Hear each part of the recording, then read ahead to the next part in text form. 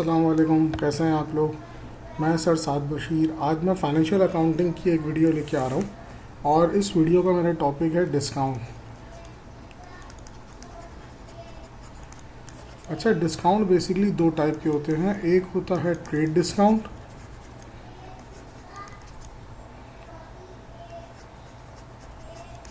और दूसरा होता है सेटलमेंट डिस्काउंट।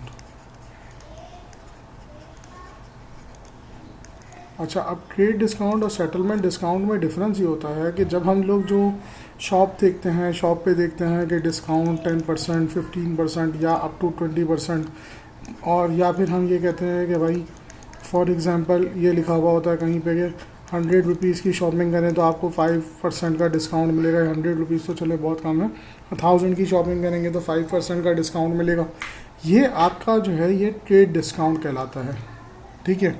अच्छा, अब इसका बेसिकली ट्रीटमेंट ये है कि ये आपकी जो भी लिस्ट प्राइस होगी, इस लिस्ट प्राइस में से ये डिस्काउंट स्ट्रेट अवे माइनस हो जाएगा। लिस्ट प्राइस में से ये डिस्काउंट को हम माइनस कर देंगे और फिर जो रिमेनिंग अमाउंट हमारी रह जाएगी वो इस अमाउंट के ऊपर हम लोग जो है ना मल्टीप्लाई कर देंगे हमारा टैक्स का रेट, ठीक है। जैसे फॉर एग्जांपल हमारी लिस्ट प्राइस है एक प्रोडक्ट की, को कहता है भाई एक सूट है, उस सूट की कीमत है 2500 और इस 2500 को के ऊपर जो है वो स्ट्रेट फॉरवर्ड एक 10% का डिस्काउंट है, ठीक है। तो ये 10% यानी 250 जो है वो इस 2500 में से माइनस हो जाएगा, यानी रिमेनिंग अमाउंट आपकी बच गई 2250। ये आपकी जो अमाउंट है ये अमाउंट आपकी बनी इनवॉइस वैल्यू, ठीक है।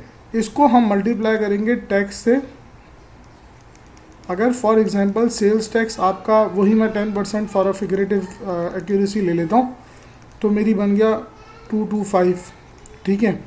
अच्छा, तो इसका मतलब मेरी सेल हुई है 2250, ठीक है।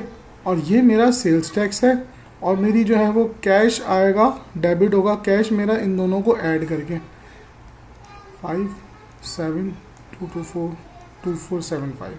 तो हमारी एंट्री इसके लिए पास होगी कैश डेबिट 2475, सेल्स क्रेडिट 2250 और सेल्स टैक्स क्रेडिट 225, ठीक है। अच्छा, सेल्स टैक्स का मैं अगली वीडियो में एक्सप्लेन करूंगा कि सेल्स टैक्स का क्रेडिट होना मतलब क्या होता है, डेबिट होना मतलब क्या होता है। अभी जो है वो आप सिर्फ ये बात समझें कि हमारे लिए डिस्काउंट, ट्रेड डिस्काउंट क्या चीज़ है, ठीक है। अच्छा, मैंने अभी आपको ये बात बताई, इसका मतलब ये है कि भाई ट्रेड डिस्काउंट अगर मुझे निकालना है तो मैं स्ट्रेट फॉरवर्ड लिस्ट प्राइस में से डिस्काउंट की अमाउंट को माइनस कर दूंगा। जो भी मेरा डिस्काउंट होगा वो मैं ट्रेड डिस्काउंट जो है वो स्ट्रेट फॉरवर्ड माइनस कर दूंगा, तो मेरी सेल्स की वैल्यू बनेगी, ठीक है। और इस सेल्स की वैल्यू के ऊपर मुझे अगर टैक्स लगाना है तो मैं मल्टीप्लाई करके टैक्स परसेंटेज लगाता हूँ, सही है। और उसकी ये जब मैं सेल्स टैक्स परसेंटेज करूँगा तो मेरी एसटी की अमाउंट आ जाएगी और इस एसटी की अमाउंट में मैं ऐड कर दूंगा सेल्स की वैल्यू, तो मेरी इनवॉइस वैल्यू आ जाएगी, या ये वो पैसे आ जाएंगे जो मुझे आइदर रिसीव करने हैं या मैं कर रहा हूँ, या तो ये कैश की सूरत में बन जाएगा या तो ये अकाउंट रिसीवेबल की सूरत में बन जाएगा। इसकी एंट्री ये नॉर्मली अकाउंट रिसीवेबल या कैश की एंट्री यही होती है कि account receivable debit, sales credit, और इस केस में सेल्स टैक्स भी क्रेडिट हो जाएगा और अकाउंट रिसीवेबल इन दोनों को ऐड करके आएगा, ठीक है। अच्छा, अब दूसरा है मेरे पास सेटलमेंट डिस्काउंट। सेटलमेंट डिस्काउंट का क्या मतलब है? सेटलमेंट डिस्काउंट बेसिकली ये होता है कि भाई आपने अगर फॉर एग्जांपल एक प्रोडक्ट खरीदा जिसकी वैल्यू है 3000। अब जो आपको सेलर है यानी आप जिससे ये चीज़ ख़रीद रहे हैं वो आपको ये कहता है कि भाई अगर तुमने ये पेमेंट जो है वो अगर आपने 10 डेज़ के अंदर की तो मैं आपको जो है वो 10% डिस्काउंट दूंगा, और अगर आपने ये पेमेंट 30 डेज़ के अंदर की तो मैं आपको 2% डिस्काउंट दूंगा, और उसके बाद जो है मैं आपको कोई भी डिस्काउंट नहीं दूंगा, सही है। तो इसका मतलब इसके बाद कोई डिस्काउंट नहीं आएगा। अब इस केस के अंदर प्रॉब्लम यह है कि आप अज्यूम नहीं कर सकते कि पेमेंट करने वाला कितने अरसे के बाद आपको पे करेगा। आप जो है यहाँ पर फंस जाते हैं ये सोच के कि भाई अभी मुझे सेल्स की एंट्री तो मुझे अभी पास करनी है, लेकिन जो मुझे रिसिप्ट मिलेगी इसके अगेंस्ट ये मेरी 10 डेज़ के अंदर मिलेगी या 30 डेज़ के अंदर मिलेगी, या ये बंदा ये अवेल ही नहीं करेगा। पहली बात तो ये है। सेटलमेंट डिस्काउंट इस तरीके का भी हो सकता है। दूसरा, सेटलमेंट डिस्काउंट इस तरीके का भी हो सकता है कि कोई बंदा आए आपके पास, आपने उससे कोई टर्म तय नहीं की, उसने बोला 3000 की सेल की है, आपने उसको बोला क्रेडिट पीरियड जो है वो आपका 2 मंथ्स है, ठीक है। वो बंदा कहता है नहीं भाई 2 महीने, वो लेके चला गया। आफ्टर वो 5 डेज़ आता है, 5 दिन के बाद आगे वो ये कहता है कि एक काम करो, मुझे जो है ना ये 3000 की चीज़ जो है ना इसके ऊपर मुझे डिस्काउंट दो, मैं तुम्हें अभी अभी पेमेंट कर देता हूँ। ये भी सेटलमेंट डिस्काउंट है, ऑन कैश डिस्काउंट ले लिया उसने कि भाई मैं 2 महीने बाद पेमेंट नहीं करूँगा, मैं 5 दिन के बाद पेमेंट कर रहा हूँ, मुझे बताओ अभी तुम कितना मुझे डिस्काउंट दे सकते हो। ये भी सेटलमेंट डिस्काउंट है, ये भी आप प्रिडिक्ट नहीं कर सकते। सेटलमेंट डिस्काउंट का सबसे बड़ा मसला ये है कि आप इस पर प्रिडिक्ट नहीं कर सकते कि ये जो परचेस कर रहा है बंदा या जो आप सेल कर रहे हैं वो बंदा डिस्काउंट को अवेल करेगा भी या नहीं करेगा। अच्छा, अब इस कंडीशन के अंदर सेटलमेंट डिस्काउंट के लिए मेरे पास जो है वो मैं एक अजम्पशन लगाता हूँ। मैं इसी को ही जो है वो अकाउंटेंट जो हमारे रीज़नेबल जिसमें वो करते हैं अपनी बेस्ट गैस इस्तेमाल करते हैं या अपनी जो है वो बेस्ट एबिलिटीज़ को यूज़ करते हुए अपना अकाउंटिंग डिसीशन लेते हैं। तो इस अकाउंटिंग डिसीशन के तहत हमारे पास 4 केसेस बन सकते हैं, ठीक है। पहला केस ये है, केस 1। केस 1 ये है कि भाई मैं अज्यूम करूँगा कि प्रीवियस प्रैक्टिस में ये बंदे ने क्या किया है। देखो एक बात समझें, हम किसी को भी उधार मुंह उठा के ऐसे ही नहीं दे देते। हम अगर किसी को उधार देते हैं ना तो हम या तो उसका कोई पास्ट इंस्टेंस देखते हैं, या अगर कोई फर्स्ट टाइम भी होगा तो उसको हम कोशिश करेंगे कैश में दें। अगर मैं किसी को उधार पे माल दे रहा हूँ तो मैं सबसे पहले ये देखूँगा कि भाई इसका प्रीवियस प्रैक्टिस क्या रही है। प्रीवियस प्रैक्टिस का मतलब ये है कि क्या ये पहले डिस्काउंट को अवेल करता था या ये जो है वो डिस्काउंट को अवेल नहीं करता था, ठीक है। अच्छा, अब मैं इसको फिर से मिटा देता हूँ और मैं ये लिखता हूँ कि भाई मेरी इसकी प्रीवियस केस 1 के अंदर इसकी प्रीवियस प्रैक्टिस ये है कि वो डिस्काउंट को अवेल करता था, ठीक है। अच्छा, अब जब वो डिस्काउंट को अवेल करता था तो यहाँ पर एक एंट्री पास होगी, भाई सेल की एंट्री तो यहीं पे पास हो जाएगी। दूसरी बात ये है कि जब पैसा मिलेगा, ये entry at the time of sale है और ये entry at the time of receipt है, ठीक है। जब पैसे मिलेंगे उस वक्त दूसरी एंट्री पास होगी, तो उसने डिस्काउंट को अवेल कर लिया। ये मेरे पास पहला सिनेरियो है। तो मेरे पास एक सेल का केस 2 एंट्री पास होंगी, पहली entry at the time of sale और दूसरी entry at the time of receipt, ठीक है। अच्छा, अब दूसरा केस ये है, केस 2, कि उसका मैं ये सोचता हूँ प्रीवियस प्रैक्टिस से कि वो डिस्काउंट अवेल करेगा, सही है। तो यहाँ पर एंट्री 1 पास होगी और मैं जब उसका पेमेंट का टाइम आया यानी मेरा रिसिप्ट का टाइम आया तो उसने डिस्काउंट को अवेल नहीं किया, तो उसकी एंट्री क्या पास होगी, ठीक है। फिर है मेरे पास केस 3 कि ये बंदा जो है ये कभी भी अवेल नहीं करता, प्रीवियस प्रैक्टिस ऐसी है कि ये अवेल नहीं करता और इस दफ़ा भी इसने अवेल नहीं किया। और चौथा केस ये है, केस 4, कि वो प्रीवियस प्रैक्टिस के अंदर नॉट अवेल यानी अवेल नहीं करता और इस दफ़ा उसने अवेल कर लिया, डिस्काउंट का फ़ायदा उठा लिया। अब मैं इन चारों केसेस के यानी अलग अलग एंट्रीज़ बनानी पड़ेंगी। पहली एंट्री मेरी ये है कि भाई मैं ये सोच रहा हूँ कि वो डिस्काउंट को अवेल करेगा। अच्छा, सबसे पहले मैं यहाँ पर लिख लेता हूँ कि सेल कितनी है और डिस्काउंट कितनी है। तो मेरी सेल अमाउंट है 1000 और मेरी डिस्काउंट है 10%, यानी डिस्काउंट अमाउंट मेरी हो गई 100, ठीक है। अच्छा, जब मैं ये सोच रहा हूँ ना कि ये हमेशा अवेल करता है तो इस केस में मैं ये सेटलमेंट डिस्काउंट को एज अ ट्रेड डिस्काउंट ही कंसिडर कर लूँगा। उसको मैं लिखता यहाँ पे नहीं हूँ बल्कि यहाँ लिखता हूँ। कि भाई जब ऐसा होगा ना तो at the time of sale मैं ये सोचूंगा कि ये ट्रेड डिस्काउंट की तरह ही ट्रीट होगी, ठीक है। तो ट्रेड डिस्काउंट, अभी मैं सेल्स टैक्स नहीं ले रहा तो सीधी सीधी एंट्री पास होगी, मेरा अकाउंट रिसीवेबल डेबिट हो जाएगा और मेरी सेल जो है वो क्रेडिट हो जाएगी, सिंपल, ठीक है। अच्छा, अब जब मेरे पास पेमेंट आई, उसने मेरी पेमेंट के टाइम पे डिस्काउंट को अवेल कर लिया, तो वो क्या करेगा, कैश देगा, पैसे देगा और अपनी जो है वो अकाउंट रिसीवेबल यानी अपनी लाइबिलिटी रिड्यूस हो जाएगी। हमारे लिए ये एसेट रिड्यूस हो रहा है। एसेट जब रिड्यूस होता है तो मैंने प्रीवियस वीडियो के अंदर बताया, एसेट जब रिड्यूस होता है तो वो क्रेडिट होता है।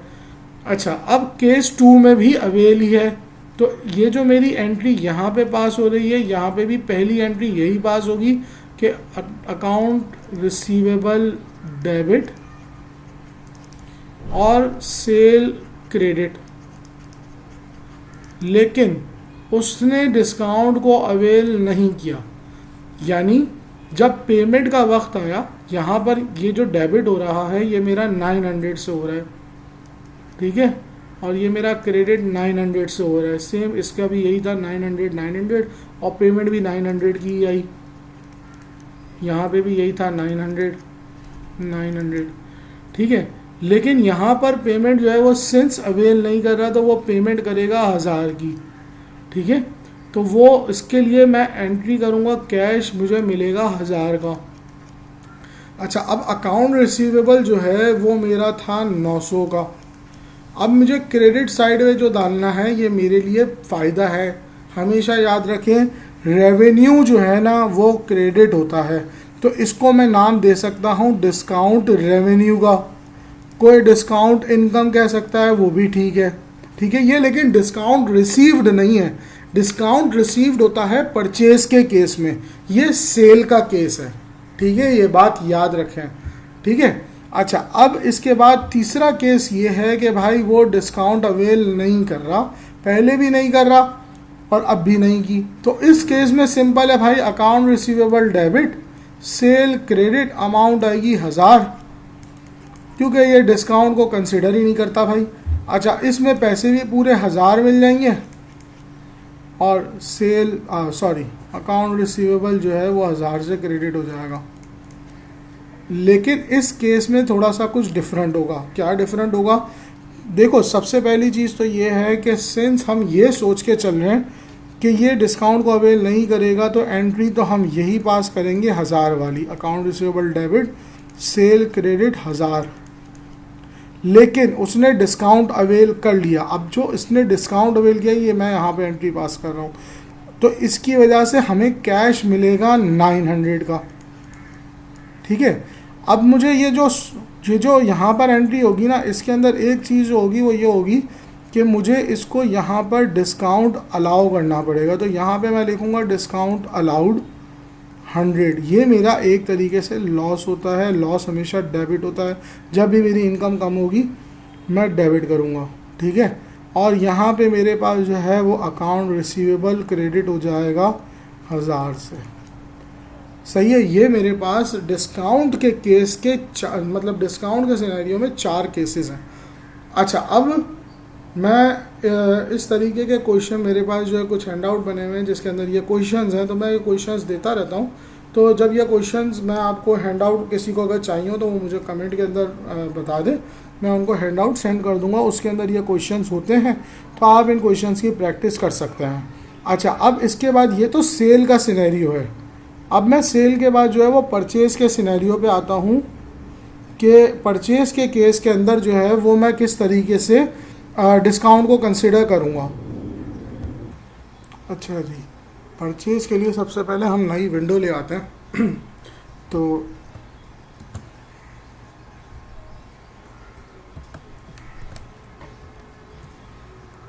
अच्छा, अब परचेज़ के अंदर एक बात याद रखें कि सेल के अंदर सबसे बड़ा इशू ये होता है कि हम एस्टिमेट नहीं कर सकते। डिस्काउंट तो जैसे ट्रेड डिस्काउंट और सेटलमेंट डिस्काउंट ही है, लेकिन सेल्स के एस्पेक्ट पे और परचेज़ के एस्पेक्ट पे डिफरेंस ये हो जाता है कि जो ख़रीदने वाला है, वो ख़रीदने वाले के लिए तो सेटलमेंट डिस्काउंट भी एक तरीके का ट्रेड डिस्काउंट ही, अगर उसे अवेल करना है तो।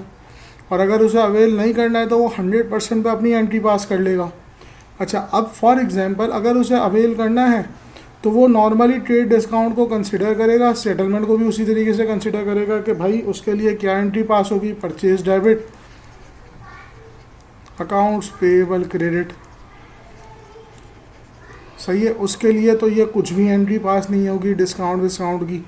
हाँ, एक चीज़ ये हो सकती है कि वो जब पेमेंट करने के लिए जाए तब उसको कोई डिस्काउंट मिल जाए, तो उस पॉइंट ऑफ टाइम पे उसको ये होगा कि अकाउंट पेएबल उसका डेबिट हो जाएगा, क्योंकि परचेज़ फॉर एग्जांपल उसने अगर 1000 से किया है और अब वो पेमेंट जो है वो 800 की कर रहा है, तो वो 1000 की जगह पे अकाउंट्स पेएबल तो वो 1000 ही लेगा, ठीक है, लेकिन उसके पास जो पेमेंट जाएगी कैश या बैंक जो भी जाएगा वो 800 का गया। तो इसको जो ये डिस्काउंट मिलेगा ये कहलाएगा इसका परचेज डिस्काउंट रिसीव्ड या डिस्काउंट रिसीव्ड या वॉट एवर, डिस्काउंट रिसीव कर लेते हैं, परचेज हटा देते हैं, खैर डिस्काउंट रिसीव 200, ठीक है। इसको क्योंकि पेमेंट के टाइम पे इसको किसी ने सेटलमेंट डिस्काउंट ऑफर कर दिया या कुछ मिल गया, तो ये इस पॉइंट ऑफ टाइम पे ही सिर्फ इसको डिस्काउंट मिल सकता है। अगर eight the time of purchasing इसको कोई डिस्काउंट मिल रहा है तो वो उसके लिए तो ट्रेड डिस्काउंट ही है ना भाई, उसके लिए ये डिफरेंट थोड़ी है। हाँ, पेमेंट के टाइम पे उसको कोई नई चीज़ मिल जाए तो एक अलग बात है। होपफुली आप लोगों के विद रिस्पेक्ट टू डिस्काउंट दोनों सेल्स और परचेज से रिलेटेड कॉन्सेप्ट सही हो गए होंगे इस वीडियो को देखने के बाद। चलें, इंशाल्लाह फिर मैं अपनी एक नई वीडियो अपलोड करूँगा। नेक्स्ट टॉपिक मेरा होगा सेल्स टैक्स का फाइनेंशियल अकाउंटिंग के लिए। अल्लाह हाफिज़।